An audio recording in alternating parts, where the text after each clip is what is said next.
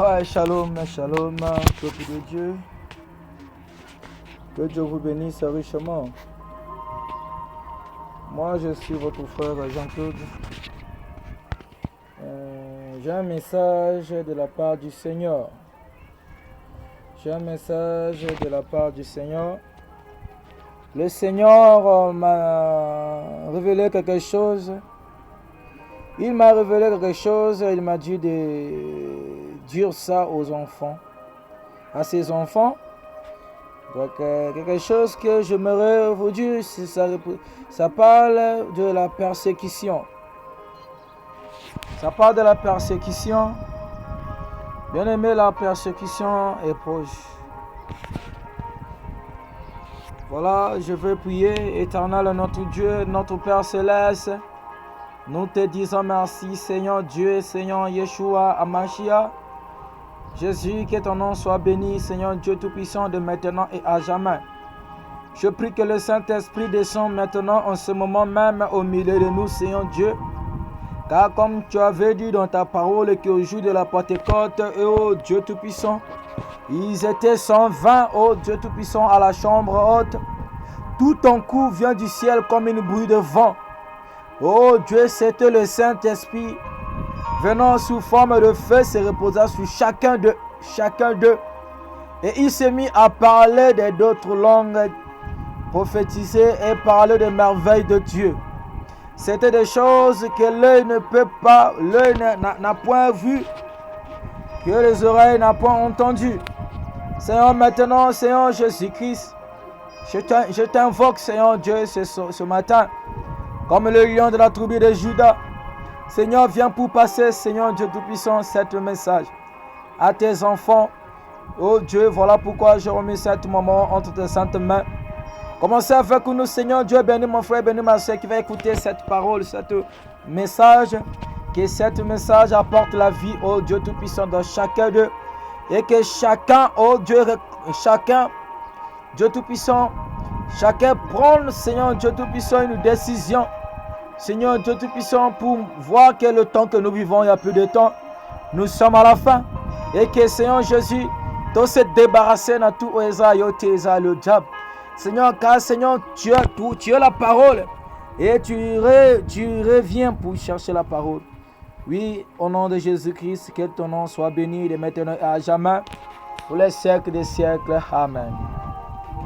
Oui, ma soeur et mon frère, que l'Éternel vous bénisse. J'aimerais parler un peu de ce qui concerne la persécution.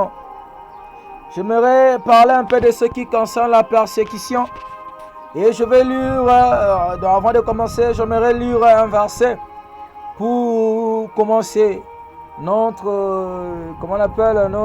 exhortation. Et je lis dans la Bible, dans Ésaïe 61, verset 1. L'Esprit du Seigneur éternel est sur moi. Car l'Éternel, il m'a oint pour porter de bonnes nouvelles aux malheureux. Il m'a envoyé pour guérir ceux qui ont le cœur brisé, pour proclamer aux captifs la liberté et aux prisonniers la délivrance, et pour publier une année de grâce de l'Éternel, et un jour de vengeance de notre Dieu, pour consoler tous les affligés. Alléluia. Oui, bien-aimé, quand la Bible nous parle que ici l'Esprit du Seigneur est sur moi, car l'Éternel, il m'a oint pour porter la bonne nouvelle aux malheureux. Je suis venu pour apporter la bonne nouvelle. Je suis venu de la part du Seigneur pour porter la bonne nouvelle. La bonne nouvelle, c'est la guérison. La bonne nouvelle est que Jésus-Christ est mort à la croix pour toi et moi. Il est mort à la croix pour toi et moi. Et par ces meurtrifiques que nous avons été guéris. Et qu'aujourd'hui, si nous sommes encore en vie, c'est par ces meurtrifiques que nous sommes appelés fils et filles de Dieu. Ce n'est ni par notre force, mais c'est par sa grâce. Voilà, il a dit l'Esprit du Seigneur est sur moi. Car l'Éternel, il m'a oint. L'Éternel m'a oint, il m'a oint par son esprit pour amener une réveil dans votre cœur. Voilà, je lis la parole. Je vais encore lire la Bible. Et ce que la Bible nous dit ici, Bien-aimé, beaucoup de gens qui prient, beaucoup de gens n'y aura pas au ciel. Laisse-moi te dire que l'enlèvement, c'est quelque chose qui est secrète. L'enlèvement, c'est quelque chose que beaucoup de gens vont être surpris. Beaucoup de gens seront étonnés ce jour-là. Et ils verront, tu sortiras dans ta chambre et tu verras que Dieu a déjà enlevé ses enfants. Et tu commenceras à pleurer, et il n'y aura plus de miséricorde. Voilà pourquoi le temps que nous vivons, c'est le temps où tout le monde doit regarder à sa vie et le pouce doit se préparer. Parce que le temps que nous vivons, il y a peu de temps. Le temps que nous vivons, c'est le temps de préparation. C'est le temps où tout enfant de Dieu doit se préparer parce qu'à bientôt nous allons partir. Nous allons aller dans la gloire. Voilà pourquoi je dis que beaucoup de gens ne seront pas enlevés. Beaucoup de gens ne verront pas la gloire de Dieu. Raison pour laquelle je vais essayer un peu d'expliquer cela. Par la grâce de Jésus, je vais essayer un peu de démontrer cela. Voilà, si l'Esprit du Seigneur est sur moi, il m'a envoyé justement pour apporter la bonne nouvelle. Et que la bonne nouvelle est que dans Jean 3,16, quand Dieu a tant aimé le monde, il a donné son Fils unique. En fait, que quiconque croit à lui ne périsse point, mais il est la vie éternelle. Dieu n'a pas envoyé son Fils dans le monde pour juger. Mais il a envoyé son Fils, c'est pour que le monde soit sauvé par lui. Et aujourd'hui, si nous sommes encore en vie, c'est par sa grâce. Et Dieu a réservé les choses pour toi, ma soeur, et pour toi, mon frère. Et que beaucoup de gens ne seront pas enlevés. Voilà pourquoi, je prenais preuve dans Matthieu chapitre 7, verset 13. Le chemin de la perdition et le chemin de la vie. Notons le chemin de la perdition et le chemin de la vie. Entrez par la porte étroite, car c'est la porte large et le chemin spacieux qui mène à la perdition. Et il y a beaucoup qui entrent par là. Mais étroite et la porte est resserrée et le chemin qui mène à la vie. Et il y a peu qui le trouvent. Voilà, la Bible nous dit que resserré est le chemin qui mène à la vie. Et il y a peu qui le trouvent. Beaucoup de gens ne seront pas enlevés. Beaucoup de gens ne seront pas ressuscités dans le jugement dernier. Beaucoup de gens ne seront pas enlevés lorsque le dernier trompette sonnera. Beaucoup de gens seront surpris. En marchant sur la terre, allant à l'église, lisant la Bible, mais ce jour-là, lorsque la dernière trompette, les gens seront surpris et ils seront étonnés qu'ils seront restés. Pourquoi? Beaucoup de gens ne seront pas enlevés. Beaucoup de gens ne verront pas le Seigneur. Alléluia. Beaucoup de gens ne seront pas enlevés. Pourquoi? Parce qu'il y aura de faux prophètes. Prophète veut dire un envoyé de Dieu. Un envoyé de la parole. Un envoyé. Donc il y aura de faux prophètes qui viendront avec leurs paroles pour séduire justement des élus de Dieu. Leur but, c'est de séduire. Leur but, c'est d'enlever le sein, enlever la parole dans le cœur des croyants. Leur but, il viendra justement faire que les gens puissent manquer l'enlèvement. Voilà leur but. Voilà, ici la Bible nous parle justement et que ce jour-là, beaucoup de gens seront étonnés, surpris. Pourquoi? Parce que l'enlèvement, c'est quelque chose qui sera. Beaucoup de gens seront étonnés. Dans Matthieu 24, la Bible dit, les deux hommes seront dans une même lutte. L'une sera prise et l'autre laissée. Ça montre que deux personnes, batomi balé bakoza likolo ya mbeto, moko akozala enlevé, mususu akotikala. Ma soeur, laisse-moi te dire, toi mon frère, peut-être qu'on peut dire, tu es là. Ton mari, il est là en train de prier. Il est là en train de chercher la face du Seigneur. Mais laisse-moi te dire une chose. Ce jour-là, tu seras surpris. Alléluia. Ce jour-là, tu seras surpris. Tu seras surpris parce que l'enlèvement, c'est quelque chose que beaucoup de gens seront surpris. Alléluia. Beaucoup de gens seront surpris. Et il y aura l'enlèvement. Beaucoup de gens vont rester. Voilà, nous allons descendre un peu dans Matthieu 7, 13. On va descendre à partie 15. Gardez-vous des faux prophètes. Il viendra en vous à un habillement de brebis, mais en dedans ce sont de loups ravisseurs. Vous les reconnaîtrez à leurs fruits. Alléluia. La Bible nous dit que le faux, nous allons le reconnaître par leurs fruits. Ainsi, toute bonne arbre portera de bons fruits, mais le mauvais arbre portera de mauvais fruits. Un bon arbre ne peut porter de bons fruits, ni le mauvais arbre portera de bons fruits. Tout arbre qui ne porte pas de bons fruits est coupé et jeté au feu. Vous les reconnaîtrez donc à leurs fruits. La Bible répète encore que vous les reconnaîtrez par leurs fruits. Alléluia. Ce n'est pas la manière de leur prêcher, ce n'est pas de la manière de leur prédication que vous les reconnaîtrez, mais c'est par leurs fruits. C'est par leur comportement. C'est par leur vie. Nous allons écouter, on nous dira que bakangi pasteur moko kuna na mosi. Bakangi kuna na boy, bakangi kuna na sala boy, azo pratiquer comme ça des choses bizarres.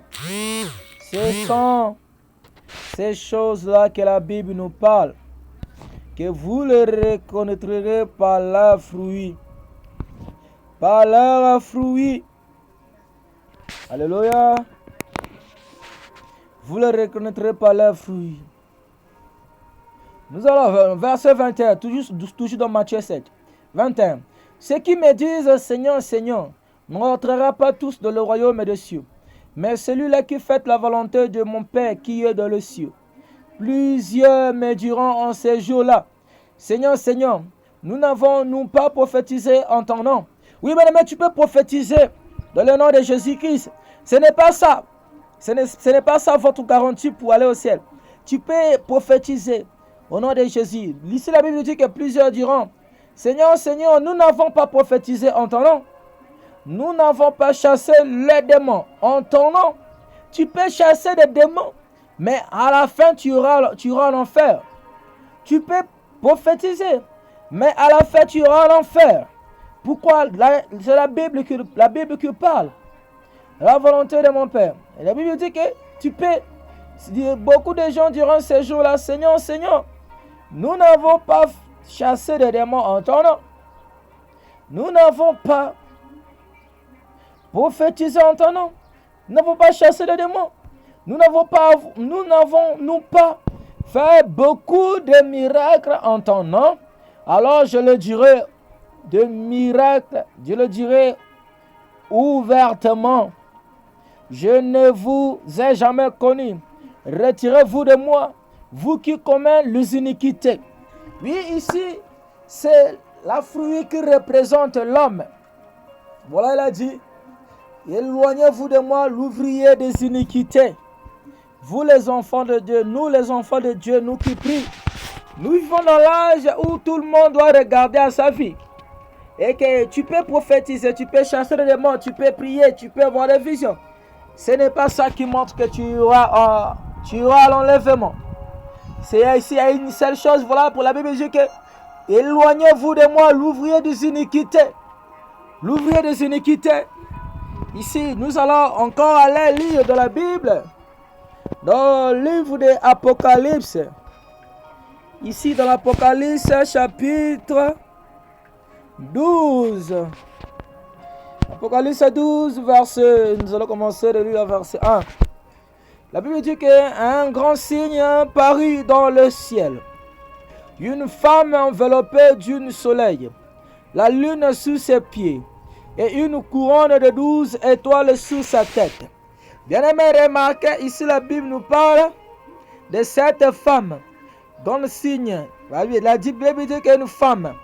Remarquez, si nous lisons dans la Bible de Genèse chapitre 37 verset 9 à 10, Joseph racontera à ses parents et à ses frères un songe particulièrement où il voyait le soleil, la lune et les étoiles étaient se prosterner devant lui. Jacob comprit que les 12 étoiles représentent ses enfants. Amen. Et la lune, sa femme Rachel, qui était la mère de Joseph. Alléluia. Que les étoiles, c'était lui-même, Joseph. Alléluia. Il est donc question ici d'Israël qui a toujours été identifié à une femme. Alléluia. Ézéchiel chapitre 16. De qui est ici? Le Messie est le Messie selon la chair. Alléluia. Romains 9 verset 5. Ici, nous allons remarquer, la Bible nous parle de cette femme. Or, la femme représente, si nous voyons dans la chair, la femme représente Israël. Alléluia. Mais spirituellement, la femme, c'est l'Église, c'est l'épouse du Seigneur. Amen, amen. C'est l'Église du Seigneur. Ici, nous allons voir, si nous allons essayer un peu de descendre un peu. Et nous allons lire dans verset 7. Il y avait une grande dans le ciel. Non, je vais verset 5. Il accoucha d'un fils qui doit convertir toutes les nations avec le sceptre de fer. Et son enfant fut enlevé vers Dieu et vers son trône. Et la femme s'enfuit dans un désert où elle avait une lieu préparée par Dieu, en fait qu'être nourrie pendant 1260 jours. Alléluia. Ici nous allons voir encore dans l'Apocalypse nous allons encore lire dans l'Apocalypse 17. Apocalypse 17, la Bible nous dit quoi? Parce que nous voulons lire quelque chose, nous voulons expliquer. Apocalypse 17, nous allons commencer de lire le verset 3. Nous allons lire. Il me transporta en esprit dans un désert, et je vis une femme assise sous une bête écarlate, pleine de noms de blasphème, ayant cette tête d'icorne.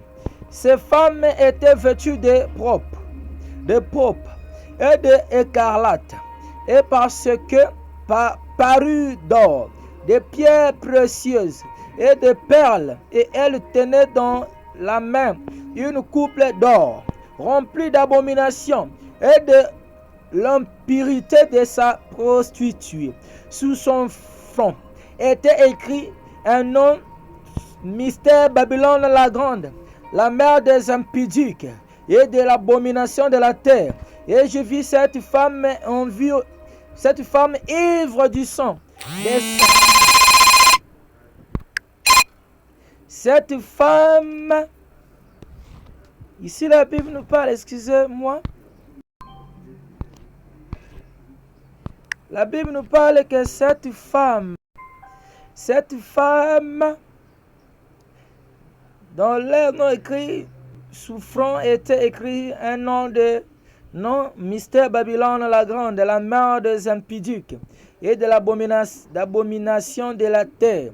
Et je vis cette femme ivre du sang des saints et du sang des témoins de Jésus. Et le voyait. Je fus saisi d'un grand étonnement. L'ange me dit: pourquoi étonnes-tu? Et je dirai: le mystère de la femme et de la bête qui la porte, que le 7 têtes et le 10 cornes. La bête que tu as vue était et elle n'est plus. Et elle doit monter de l'abîme, et alors à la perdition, et à l'habitude quiétude de la terre. Ceux dont le nom n'a pas été écrit dans le fondement du monde, dans le livre de vie, et s'étonneront en voyant la bête parce qu'elle était, et elle n'est plus, et qu'elle repartira. C'est ici l'intelligence qui a de la sagesse. Les 7 têtes sont les 7 montagnes sous lesquelles la femme est assise. Ce sont ces eaux. Aussi 7 rois, 5 sont tombés, l'un est éteint, l'autre n'est pas encore venu. Et quand ils seront venus, il doit rester peu de temps. Et la bête qui était et qui n'est plus, et elle-même un habituellement roi, et elle est le nombre de 7, et elle a vu la perdition. Le 10 cornes que tu as vu sont le 10 rois, qui n'a pas encore reçu le royaume, mais qui rencontrera l'autorité comme roi pendant une demi-heure avec la bête. Ils ont une même désir, et ils donnent leur puissance et leur autorité à la bête. Il combattra contre l'agneau, et l'agneau le vaincra, parce qu'il est le Seigneur des seigneurs, le roi des rois. Et l'appelant les élus et les fidèles qui sont avec lui, le vaincra aussi. Il me dit, l'eau que tu as vue, sous laquelle la prostituée est assise, ce sont de peuples, foule de nations, de langues. Le 10 cornes que tu as vu, la bête iront le prostituer, le déployer et le mettra la nuit. Mangeront à chair, à la consumeront par le feu. Alléluia. Ici nous allons voir, la Bible ici nous parle de cette bête. De cette bête. Alléluia. La Bible nous parle de la bête. Et la bête que la Bible nous parle, cette bête représente le dé entière. Tout d'abord, l'homme impur, l'antichrist. Ensuite, un mystère, un système politique. Alléluia. La bête là, ça représente l'antichrist, l'homme impur, l'homme de souillure, l'homme qui viendra pour souiller les gens avec le message de la prostitution. Le système politique, le 10 cornes, sous sa tête symbolise le 10 nations, le plus puissant de la terre, avec lequel il imposera sa dictature mondiale. Daniel 7, 16 à 15. L'allégresse des 4 métaux de la statue de Boukanetcha. Et Daniel 2. La vision des 4 animaux. Daniel 7 annonce l'instruction d'une 4 impure. Encore le système politique de la tête. Quelle sera la bête? C'est Rome. La bête vient de Rome.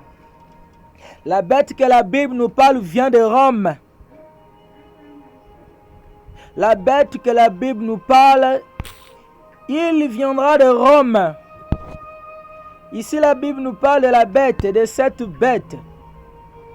Attends, je vais vous présenter cette bête. Cette bête, ça représente justement Rome. Ça représente Rome. Nous sommes autant que nous devons dire la vérité aux enfants de Dieu. Alléluia. Excusez-moi.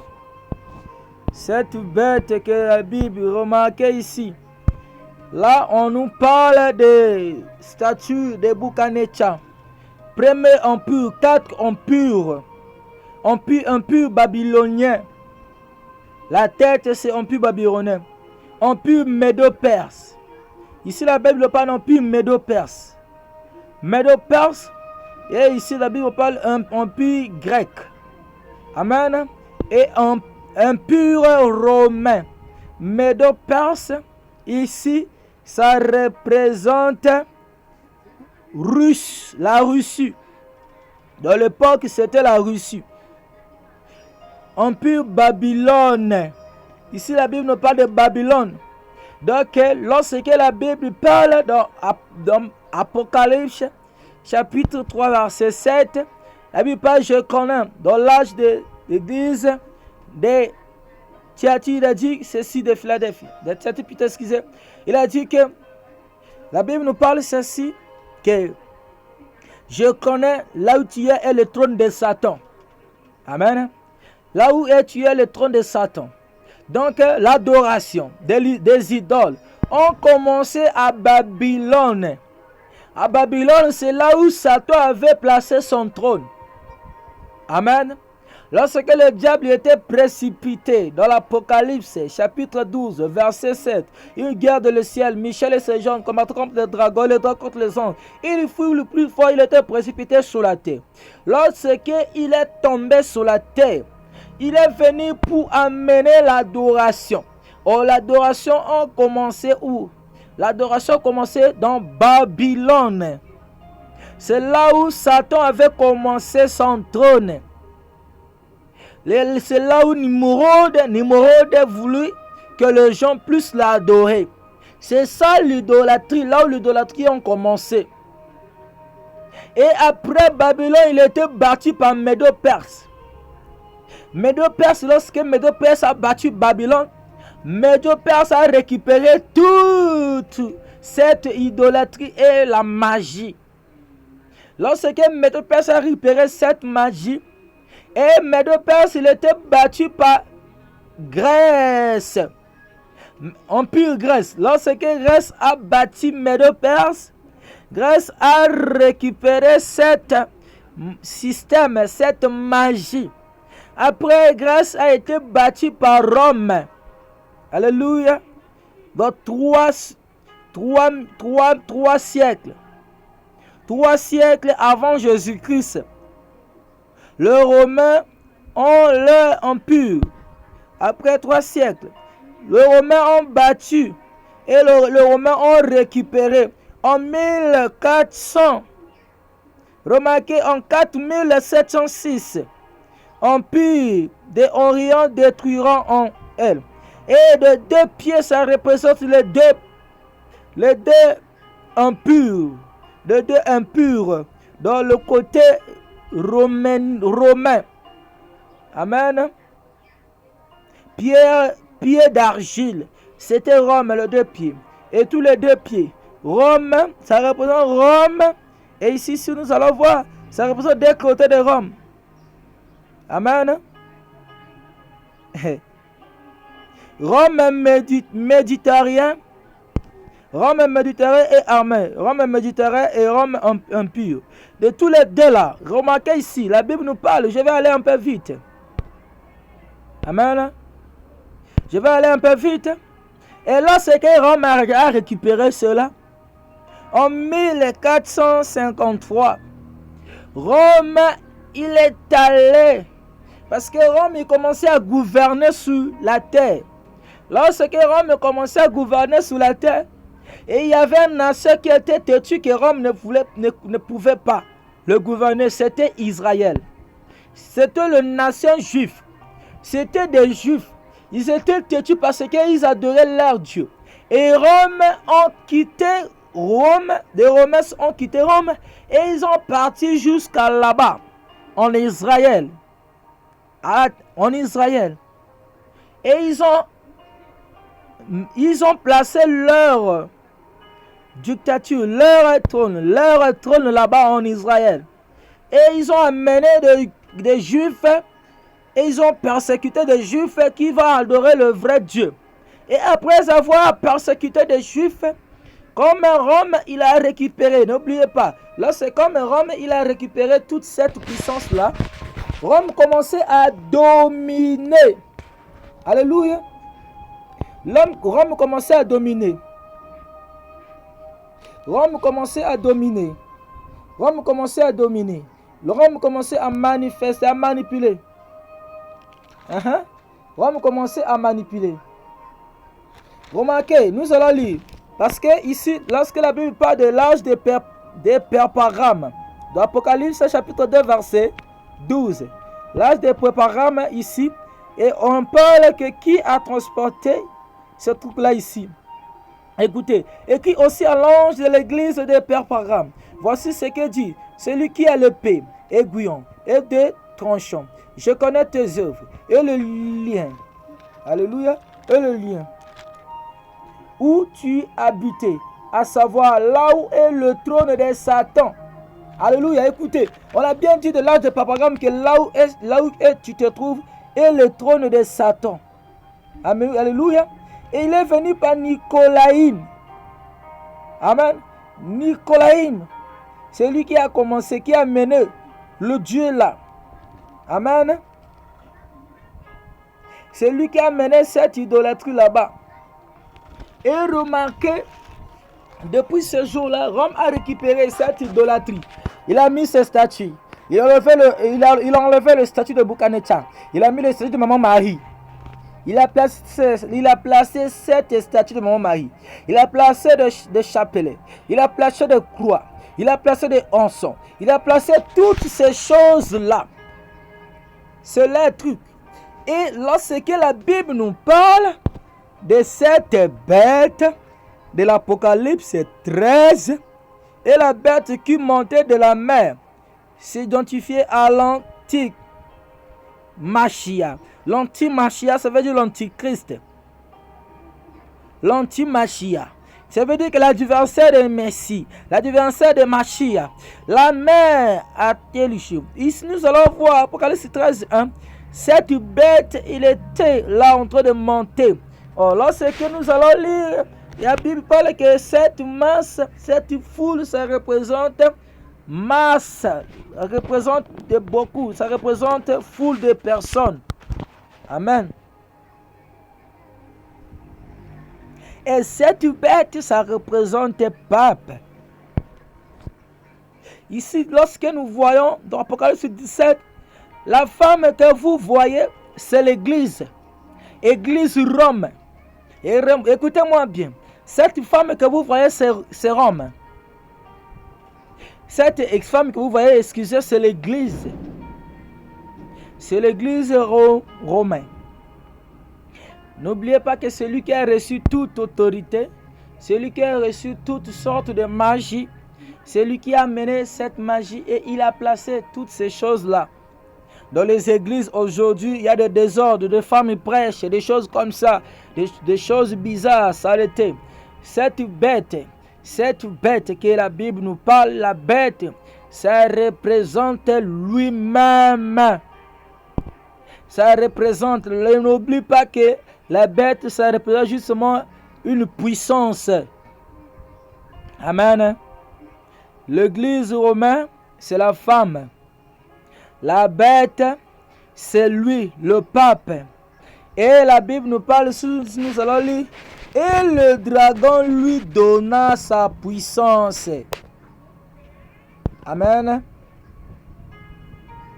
Le diable lui donna sa puissance. Nous allons voir, nous allons lire, nous allons comprendre.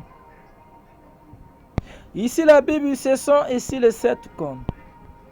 Le 10 cornes, ça représente. Alléluia. Alléluia. Il y a une ici. Il y a une même désir. Et ils donnant leur puissance, leur autorité à la bête. Qui a donné l'autorité à la bête? Et le roi, mais qui a reçu l'autorité comme un roi pendant une demi-heure avec la bête. Il y a une même qui a donné l'autorité à la bête. Regardez ici le 10 cornes.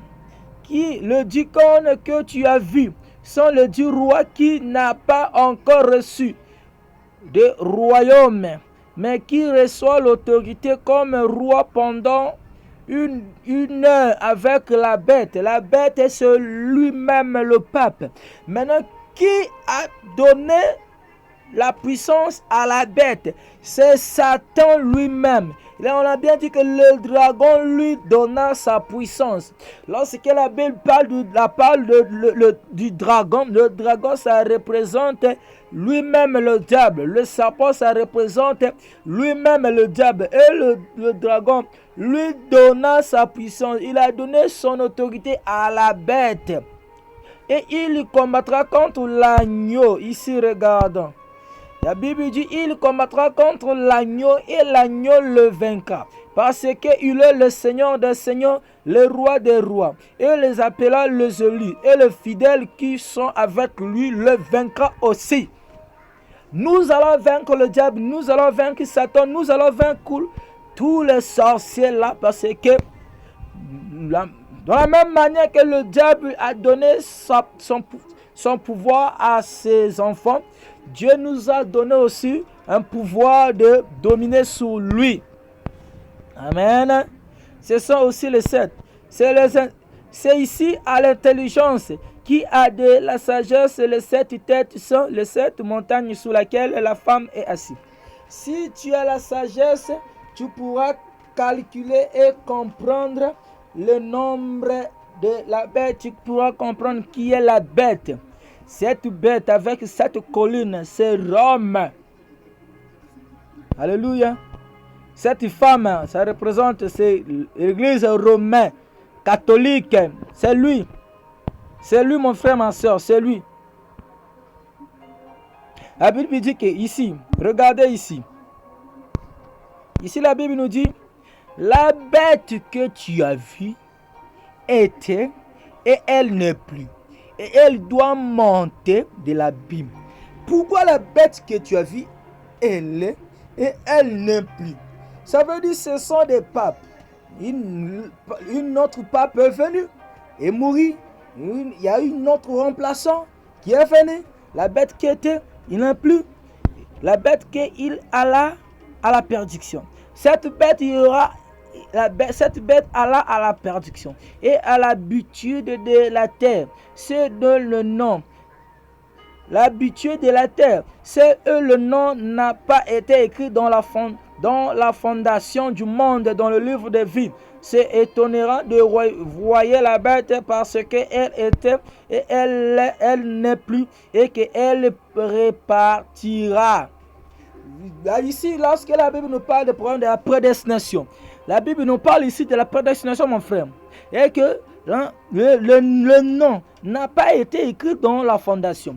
Mon frère, ma soeur, si tu es élu de Dieu, votre nom est écrit dès avant la fondation du monde. Tu es élu de Dieu. Alléluia. Parce que ici, la Bible nous parle des élus de Dieu. La Bible nous parle des élus de Dieu.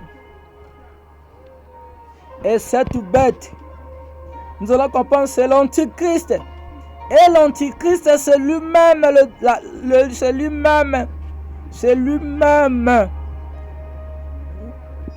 pape. Le dragon lui donna sa puissance.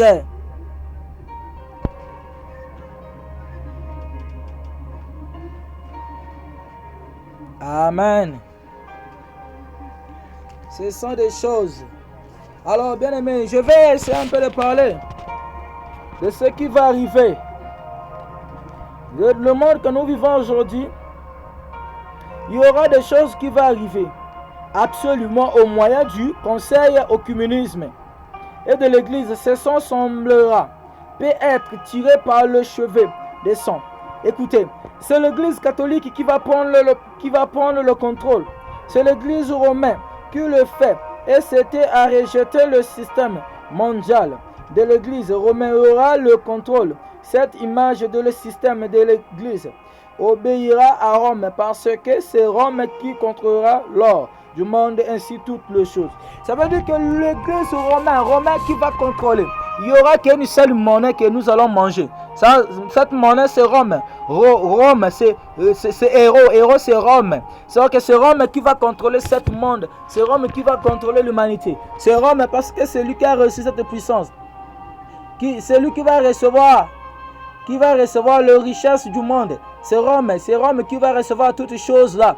alors il y aura des choses qu'on va dire qu'il y aura qu'une seule monnaie que nous allons manger. Il y aura que des choses, une seule monnaie. Il y aura que des choses là que nous allons manger. Et personne ne pourra acheter ni vendre sans avoir la marque de la bête.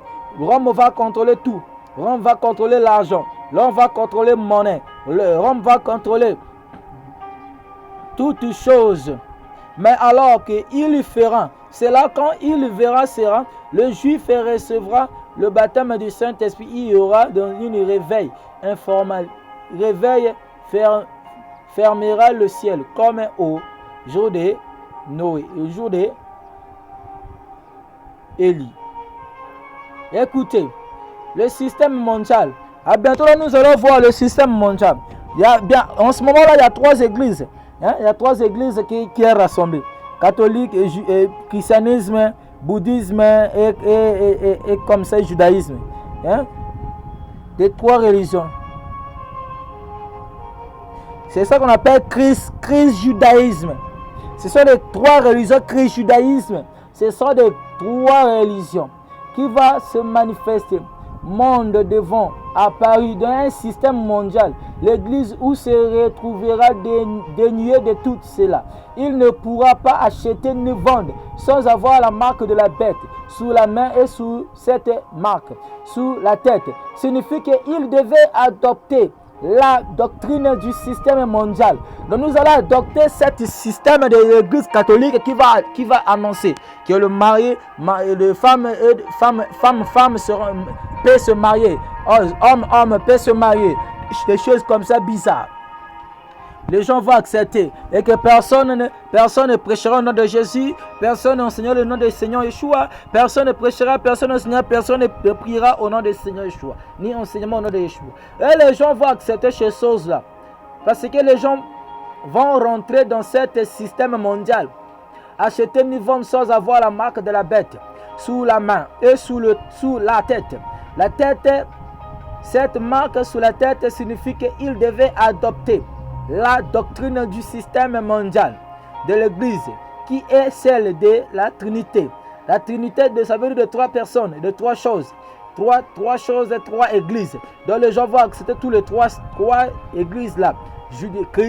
Judaïsme. Ça veut dire que judaïsme, bouddhisme, catholique, judaïsme, bouddhisme et christianisme. Les gens vont accepter tous les 3 systèmes là. Alléluia. Les gens vont accepter tous les 3 systèmes. Les 3 systèmes là, judaïsme, christianisme et bouddhisme. Ça veut dire que vous devez sortir même de ces choses là. Parce que Jésus-Christ viendra pour chercher justement l'église. Et les gens vont accepter ce système, adoptera la doctrine des systèmes et l'église.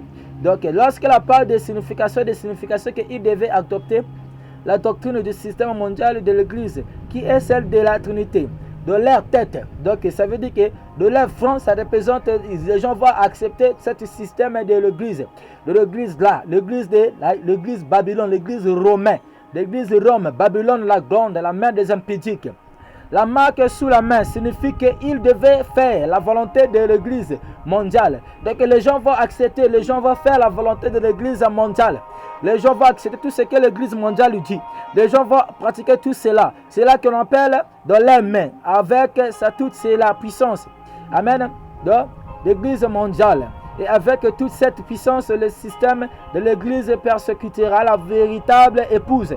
Donc cette église qui va accepter la marque de la bête, qui va accepter le nouvel ordre mondial, va persécuter la véritable épouse, véritable église. Cette image enseignera d'empêcher. Enseignera d'empêcher l'épouse de prêcher, d'enseigner et d'être ses prédicateurs.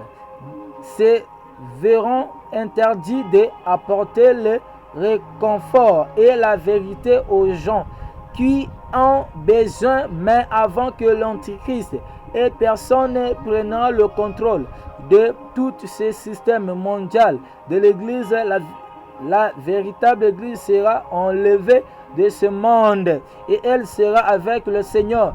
Dieu enlèvera son épouse pour l'amener au glorieux souper de noces de l'agneau.